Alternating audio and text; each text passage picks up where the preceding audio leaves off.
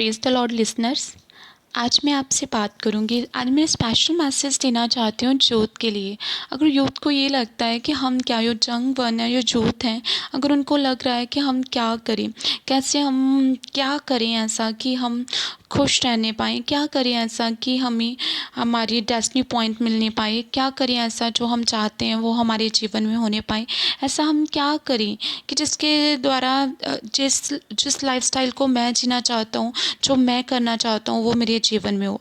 आज बहुत ही special message है। आप जब इस समन को सुनोगे डेली, आपको पता चल जाएगा कि हमने करना क्या है और किस कदर से हम अपनी लाइफ में वो डेस्टिनी पॉइंट को ले सकते हैं, जो चाहते हैं उसे ले सकते हैं। ठीक है, जैसे मैं आपको लेकर जाऊंगी सब उपदेशक में, बाइबल में। ठीक है, अपनी रोटी जल के ऊपर डाल दे, क्योंकि बहुत दिन के बाद तू उसे फिर पाएगा। यहाँ पर रोटी की बात की गई है। आज एक इंसान, हर कोई हर रोज़ से ना हम प्रार्थना करते हैं, परमेश्वर तेरा नाम पाक माना जाए, जैसे तेरा राज स्वर्ग में है वैसे तेरा राज इस धरती पे आए, है ना। तो परमेश्वर हमें रोज़ की रोटी दे। रोटी क्या है? हमारी रोज़ की हीलिंग। रोटी क्या है? जो हमें बरकत चाहिए। रोटी क्या है? जो हमें फिनेंस पैसा चाहिए। रोटी क्या है? जो भी हमें गॉड से चाहिए, है ना। हम डेली प्रार्थना करते हैं, पर किसी दिन आप ऐसा करना, आप परमेश्वर से कहना कि परमेश्वर मैं अपनी रोटी जल के सोतर तुझी को दे रहा हूँ, तेरे ऊपर जल के ऊपर डाल देता हूँ, ताकि बहुतों दिनों के बाद वो मुझे फिर से वापस मिलने पाए, है ना। ऐसा क्यों? देखो ना, जल जो है वो ब्लेसिंग को दर्शाता है ना। तो वो जल का झरना कई कितनी बार ही ना जीसस क्राइस्ट ने कहा कि जीवन जल की धाराएं मैं तेरे भीतर से बहा दूंगा ना।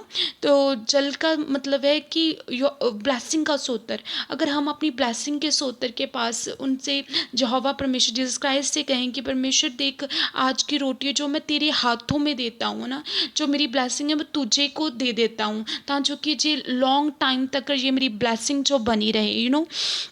परमेश्वर का कलाम क्या कहता है? 7 वन 8 जनों को भी भाग दे, क्योंकि तू नहीं जानता पृथ्वी पर क्या विपत्ति आ पड़ेगी ना।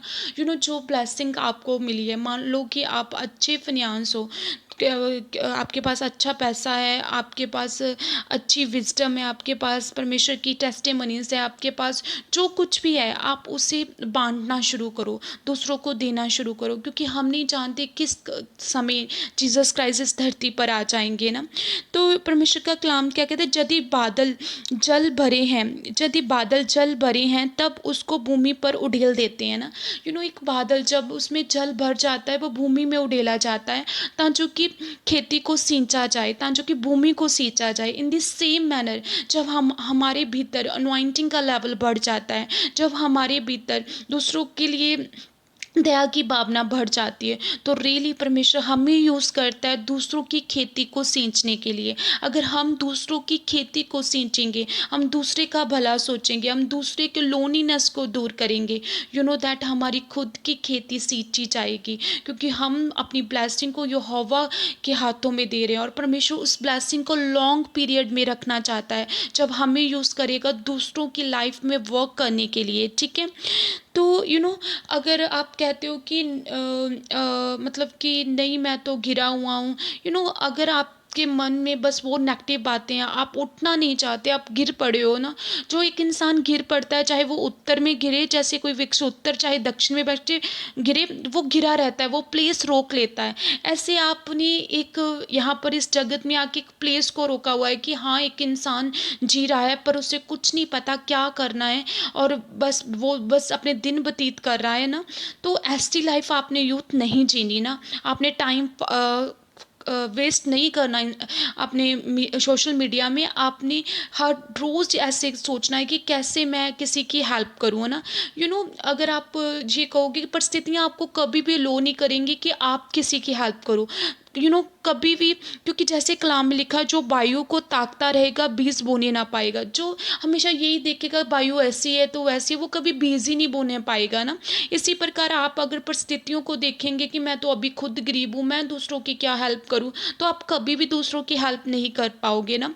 मायने ये नहीं करता आप कितना बड़ा दे रहे हो, मायने ये करता आप किस हार्ट से दे रहे हो। ठीक है, और जैसे बाइबल का कलाम कहता है कि जो बादलों को देखता रहेगा वह लवने ना पाएगा, जो बारिश को देखता रहेगा वो कभी भी टोरने ना पाएगा ना। अगर आप यही सोचते रहोगे कि नहीं उसके पास ज़्यादा है वो दे है ना, तो मैं कैसे दूँ ना, तो ऐसी बातों से आप कभी भी परमेश्वर के काम कर नहीं पाओगे, है ना।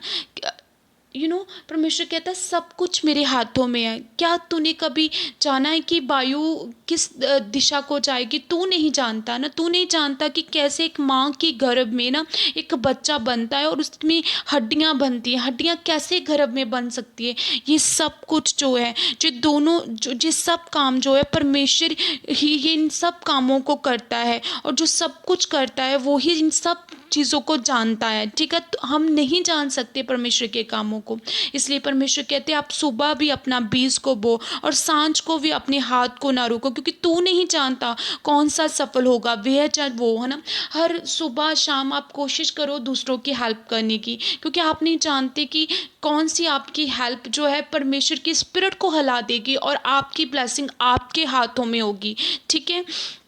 सच में परमेश्वर कहता है हर एक इंसान को उजाला अच्छा लगता है, धूप जो होती है आँखों को अच्छी अच्छी लगती है ना, ऐसे आपको भी दूसरे की लाइफ में ब्लेसिंग, खुशियाँ, आनंद, मेरी अच्छी जॉब, ये सबको अच्छा लगता है ना। लेकिन अगर इसे आप लॉन्ग समय तक बनाना चाहते हो तो आपको क्या करना है, आपको अपनी ब्लेसिंग को गॉड को सौंपना है और दूसरों के लिए लाइफ में डेली वर्क करना शुरू करना है, ताकि कि आपकी ब्लेसिंग लॉन्ग पीरियड तक बनी रहे ना।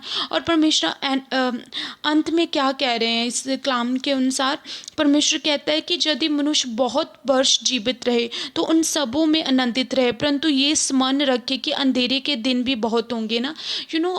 अगर हम पहाड़ी इलाके में जाते हैं, अप्स डाउन्स जाते हैं ना, अगर हमारे हाथ की रेखा है वो भी कभी अप जाती है कभी डाउन जाती है, ऐसी नहीं होती। अगर स्ट्रेट जाती है तो क्या होता है, इसीलिए अगर आप की लाइफ में बहुत सारे दिन उजाले के आनंदित रहने के, कुछ दिन ऐसे भी होंगे जिसमें अंधेरा होगा, लेकिन उन अंधेरे के दिनों में भी आप तब चमक सकते हो जब आप अपनी ब्लेसिंग यहोवा के हाथ में सौंप दोगे, जब आप दूसरों की हेल्प करना शुरू कर दोगे ना।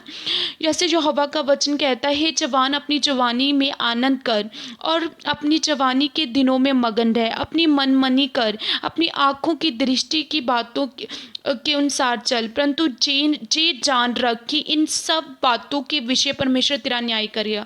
परमेश्वर कहता है मैं चाहता हूँ हे जवान तू आनंदित रहे, परमेश्वर कहता है मैं ये भी चाहता हूँ तू अपने दिनों में मगन रहे, अपनी जवानी को रिजॉइस करे ना, और अपनी मनमानी करे, जो तुझे अच्छा लगता है तू कर, है ना।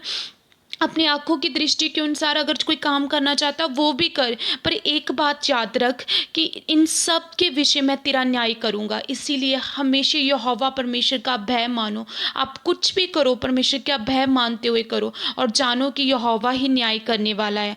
अंत परमेश्वर कहता अपने मन में किसी के लिए खेद ना रख, अपने मन में कोई भी बात का खेद ना रख, अपने मन को आनंदित रख, और जो भी दुख बातें आपको देती है उन बातों को अपने मन से दूर कर और अपनी ब्लेसिंग का सोत्र यहोवा को मानकर उसी को अपनी ब्लेसिंग दे दे, तो लॉन्ग समय तक वो ब्लेसिंग तेरी बनी रहेगी इन जीसस नेम। सच में मैं जानती हूँ ये वचन आपकी हार्ट को टच किया होगा और परमेश्वर ने इस वचन के द्वारा आपकी लाइफ में 100 गुना फल लेकर आए और अंधकार की ताकतें से चुराने ना पाए। ये वचन सच में अब्बा, सच में मेरे पिता परमेश्वर ये अपनी जवानी के दिनों में आनंदित रहने पाए अब्बा, मगन रहे और हमेशा तेरा न्याय के ये जान रखें कि उनकी सब बातों के विषय आप ही उनका न्याय करेंगे। यहोवा तेरा डर इन्हें इनकी ज़िंदगी में आए खुदावन, ये दूसरों की सहायता करने वाले बने और अपनी लाइफ में तुझे ही ब्लेसिंग का सोतर माने। यीशु के बड़े और जलाली नाम में मांगती हूँ, आमीन। प्रेज द लॉर्ड लिसनर्स, आज मैं आपसे बात करूंगी। आज मैं स्पेशल मैसेज देना चाहती हूँ यूथ के लिए। अगर यूथ को ये लगता है कि हम क्या यो जंग वन है, यो यूथ हैं, अगर उनको लग रहा है कि हम क्या करें, कैसे हम क्या करें ऐसा कि हम खुश रहने पाएँ, क्या करें ऐसा कि हमें हमारी डेस्टिनी पॉइंट मिलने पाए, क्या करें ऐसा जो हम चाहते हैं वो हमारे जीवन में होने पाए, ऐसा हम क्या करें कि जिसके द्वारा जिस लाइफस्टाइल को मैं जीना चाहता हूँ, जो मैं करना चाहता हूँ वो मेरे जीवन में हो। आज बहुत ही स्पेशल मैसेज है, आप जब इस समन को सुनोगे डेली आपको पता